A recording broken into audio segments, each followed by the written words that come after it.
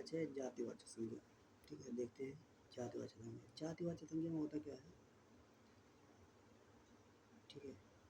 जाति अर्थात किसी व्यक्ति, जाति अर्थात किसी व्यक्ति, ठीक है, स्थान, वस्तु, ठीक है, वस्तु, समुदाय का बोध कराए एवं समुदाय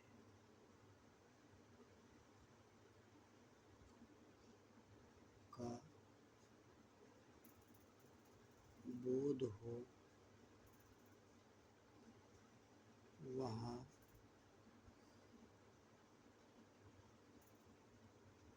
जातिवाचक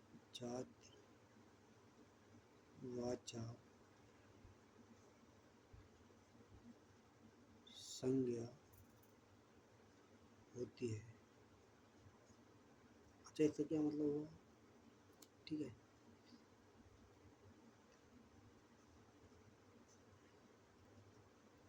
जातिवाचक संज्ञा होती है, जैसे एग्जाम्पल के लिए देखते हैं, पर्वत,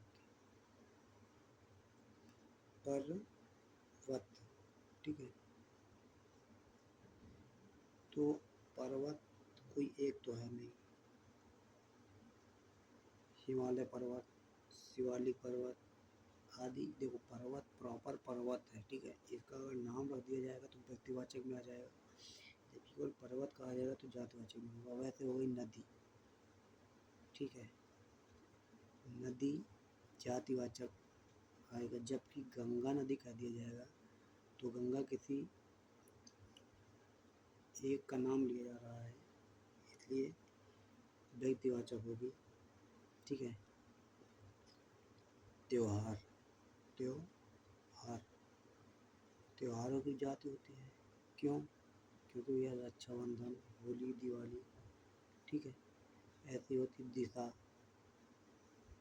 दिशा बोल दे तो ये पूरी जाति हो गई, दिशा की जाति हो गई। अब किसी एक का नाम लेंगे, उत्तर, पूर्व, दक्षिण, तो ये सब व्यक्तिवाचक में जाएगी। जबकि कोई दिशा होगी तो जातिवाचक हो जाएगी, ठीक है।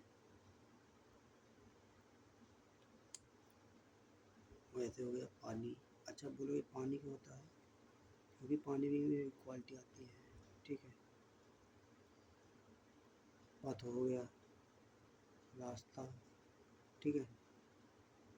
रास्ता के अलग अलग नाम होते हैं, जबकि रास्ता किसी जाति का बोध कराता है, ठीक है। वैसे ही देश हो गया, देश की जाति होती है और उसमें अलग अलग देश होते हैं, जैसे कि भारत, पाकिस्तान, नेपाल, बांग्लादेश, ठीक है। तो किसी एक का अगर नाम लेते हैं तो व्यक्तिवाचक होगी, जबकि केवल देश कहेंगे तो वो जातिवाचक होगी, ठीक है। आदि आते हैं। अब देखते हैं भाववाचक अर्थात भाव, ठीक है। अब देखते हैं भाववाचक संज्ञा।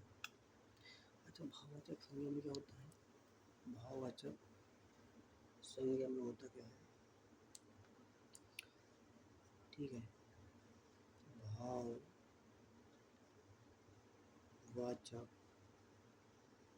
संज्ञा, अच्छा भाववाचक संज्ञा में होता क्या है, तो भाव से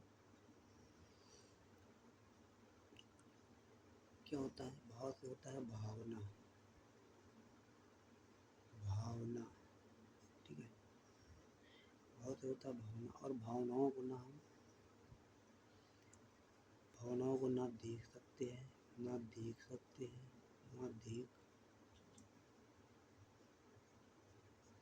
हैं, ठीक है। ना छू सकते हैं, ना छू, ना छू, ना छू सकते हैं,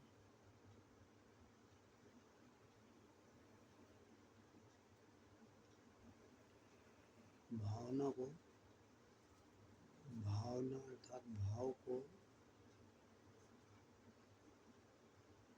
केवल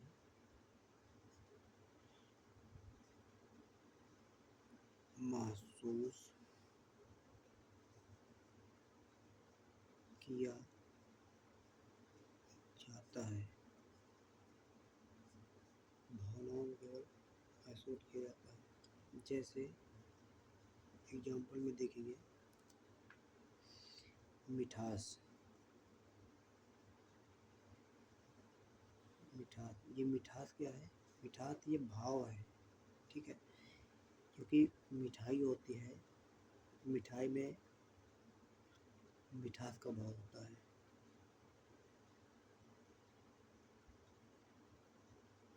और पशु हो गया, ठीक है, पशु में पशुत्व का भाव होता है, बच्चा में बचपन का भाव होता है, ठीक है, माता में मातृत्व का भाव होता है, मातृत्व का भाव होता है, और ऐसे ही शब्द होते जैसे ईमानदार, ठीक है, ईमानदार जो होता है, ईमानदार में ईमानदारी का भाव होता है, ठीक है। तो इसे भाववाचक संज्ञा कहते हैं, ठीक है।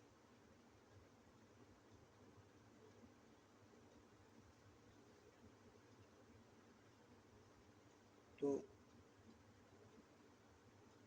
ऐसे ही आप समझ सकते हैं।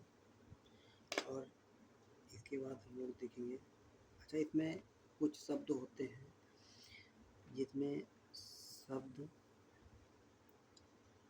के बाद प्रत्यय जोड़कर भी भाववाचक बनते हैं। शब्द प्लस प्रत्यय जोड़कर बराबर भाववाचक, भाववाचक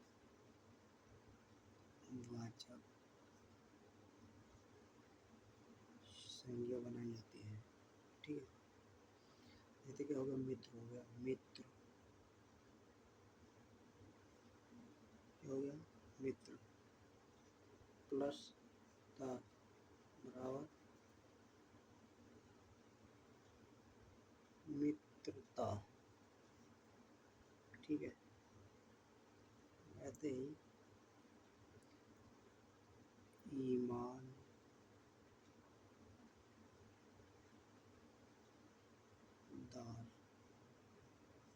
इसमें ई प्रत्यय जोड़कर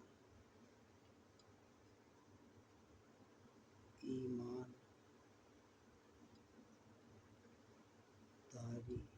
भाववाचक संज्ञा बनती है, ठीक है।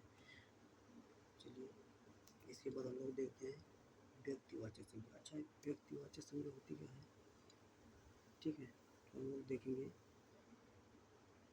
व्यक्तिवाचक संज्ञा,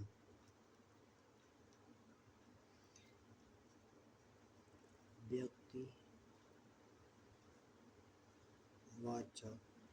व्यक्तिवाचक संज्ञा। तो हम लोग देख रहे हैं व्यक्तिवाचक संज्ञा, इसमें किसी व्यक्तिगत, ठीक है, चीज का वर्णन होता है। जैसे किसी व्यक्ति, वस्तु, किसी व्यक्ति, वस्तु, स्थान के विशेष नाम का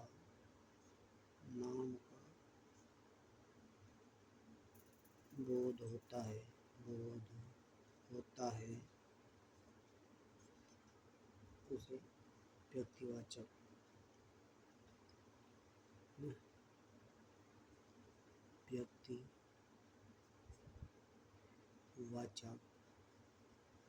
वाचक संज्ञा कहते हैं, व्यक्तिवाचक संज्ञा कहते हैं।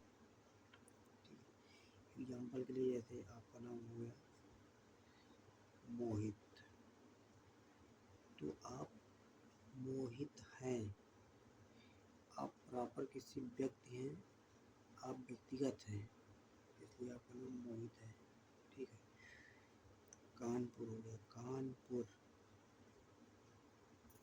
कानपुर शहर एक है, व्यक्तिगत है। ठीक है। वैसे हो गया दिल्ली, दिल्ली। ठीक है। भारत, भारत देश तो बहुत हैं, ठीक है, लेकिन उनमें भी एक विशेष का नाम लिया जा रहा है, भारत। ठीक है। वैसे ही यूपी, राज्य तो बहुत हैं, उसमें से एक है उत्तर प्रदेश। ठीक है। ऐसे ही शब्दों का वर्णन किया जाता है, तो वहाँ पे व्यक्तिवाचक संज्ञा होती है। और देखते हैं कुछ शब्द,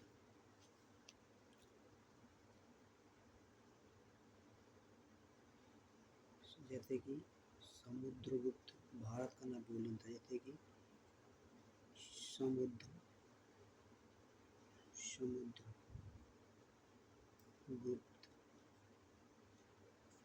भारत का, भारत का नेपोलियन था, नेपोलियन था। ठीक है।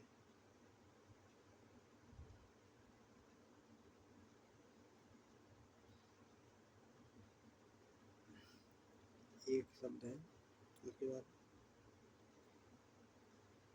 देखो डिफरेंस बता रहे हैं आपको, एक और ये हो गया दूसरा शब्द, समुद्रगुप्त, समुद्रगुप्त, गुप्त भारत का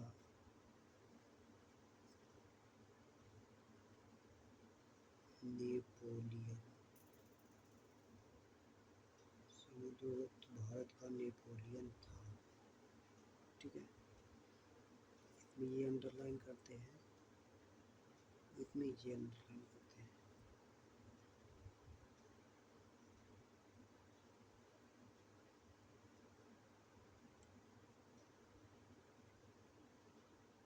ठीक है। ये समुद्रगुप्त, देखो इसमें क्या कह रहा है, समुद्रगुप्त भारत का नेपोलियन था, अर्थात समुद्रगुप्त भारत का नेपोलियन था। नेपोलियन क्यों कहा जाता है, इसके भाव बताया जाता है कि ये भाव था। समुद्रगुप्त का भाव नेपोलियन था, इसलिए कहा जाता है कि समुद्रगुप्त भारत का नेपोलियन था। यहाँ पे होगा भाववाचक, भाववाचक। ठीक है। और अगर अंडरलाइन करके दिया जाए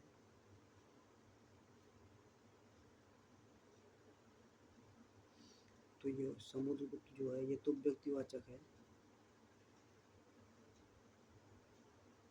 व्यक्तिवाचक।